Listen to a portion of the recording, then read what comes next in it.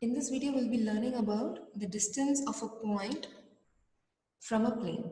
So when we're talking about the distance of the point, we can consider any distance. But when we say distance, we always mean the shortest distance from the point to the plane.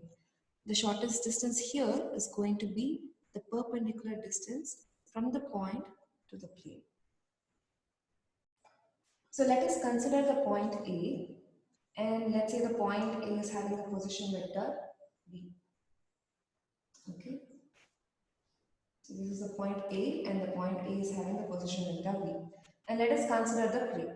So this is a given plane. So here we need to find what is the distance between the point A and this plane. So to do that, what we do here is consider another plane which is parallel to this plane but passing through this particular given point. Yeah, this plane is parallel to the given plane but passing through the point. Now if we find the distance between these two planes, that is the distance between this point and this plane. Okay. So now what we'll do is we'll consider another arbitrary point R on this given plane. Okay, and let the position vector of R be W. Yeah. So we have fixed the point A, but the point R is arbitrary. Okay. So now by varying a particular parameter, we can generate all the points in this particular plane. That's why we consider R to be the arbitrary point. Now let us consider the vector which is connecting the point A and R, the fixed point and the arbitrary point. We call it to be AR. Then from the vector addition, we know that OA vector, where O is the origin, OA vector plus AR vector is equal to OR vector, right? So now what we'll do is, we'll express AR in terms of the position vector of this point R and point A. So AR is going to be OR vector minus OA vector. And now if you see this particular vector, that is AR vector, is lying on this particular plane, right? So this is lying on this particular plane. We will be considering the unit vector which is perpendicular to this particular plane. So since this vector is perpendicular to this plane, then this vector is perpendicular to this vector also. So their dot product will be equal to 0. So we will be using this as one of the key to find out the value of the distance. So let's just start whatever we have till now. So now I've tried to draw the same thing in the board over here. So we have the plane pi1 which is given and the point A which is given. So let's say the equation of the plane pi1 is r vector times n cap vector is equal to d. The n cap vector will be same for both the planes because they are parallel, right? So r vector here is position vector of some random point in this particular plane, right? And d is a distance, perpendicular distance from the origin to this particular plane. So this part is what we learned in the starting in GeoGebra. So we know that this RA vector is equal to OR vector minus OA vector, right? So now what we do is, we know that OR vector is R vector and OA vector is A vector. So RA vector is going to be equal to R vector minus A vector. And one more thing here is, if n vector is n vector is a unit vector for both these planes. So we know that n vector is unit vector of this also. That means n vector is going to be perpendicular to this also. If n vector is perpendicular to this plane pi2, then it will be perpendicular to the vector which is lying on the same plane. So since n vector is perpendicular to r vector minus a vector, their dot product is going to be equal to 0. That is r vector minus a vector dotted with n vector is equal to 0. So performing the dot inside, we have r dot n vector minus a vector dot, sorry, this is n hat vector, n hat vector is equal to 0. So we have r vector dot n hat vector is equal to a vector dot n hat vector.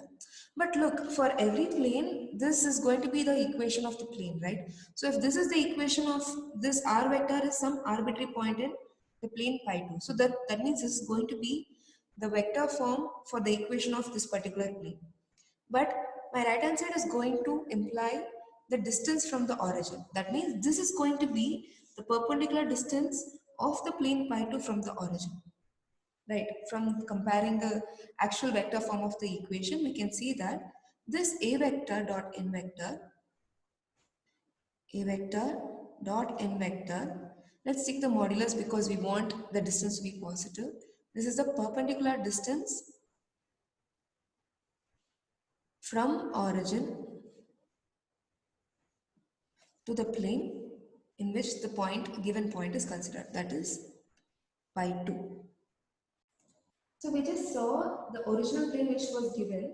The perpendicular distance from the origin to that plane is d. So this entire thing is d.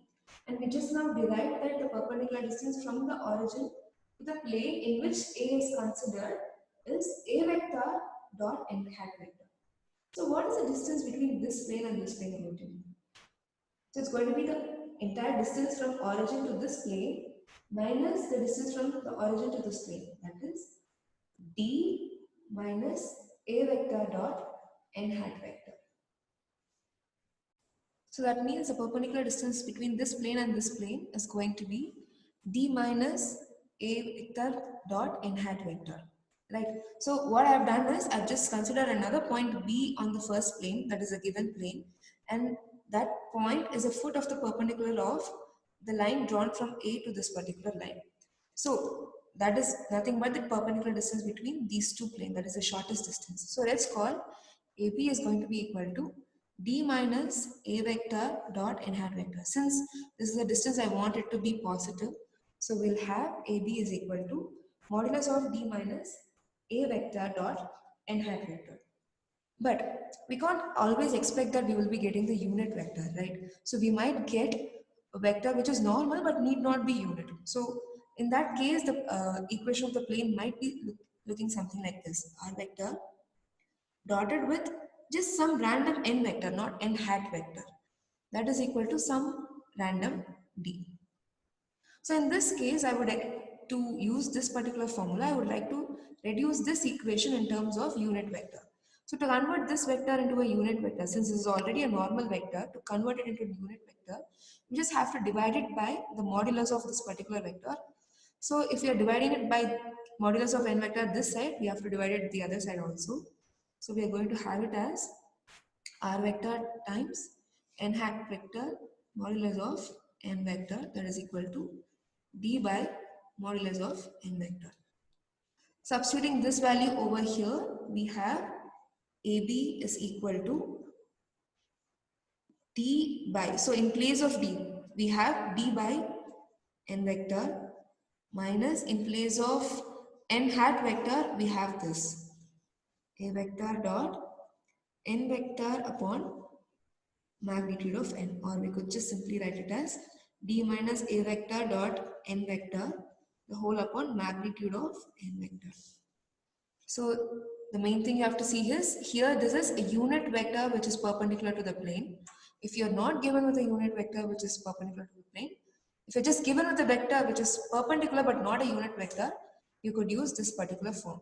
So both of this is in terms of vectors. So this is nothing but vector form of the equation.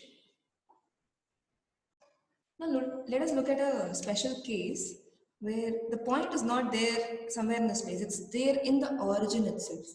Yeah, the point A is in the origin itself. That means my A vector is equal to 0 vector. So what happens to my perpendicular distance from the point to the plane? My AB is going to be, that is some point which is perpendicular, lying in the foot of the perpendicular drawn from A to the plane, is the AB is going to be equal to d minus 0 vector dotted with n vector, the whole upon magnitude of n vector. But any vector dotted with 0 vector is again 0. So we have AB is equal to d upon magnitude of n vector.